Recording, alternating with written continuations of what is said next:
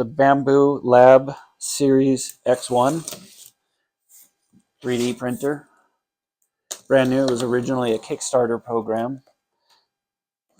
And this is one of the early access ones.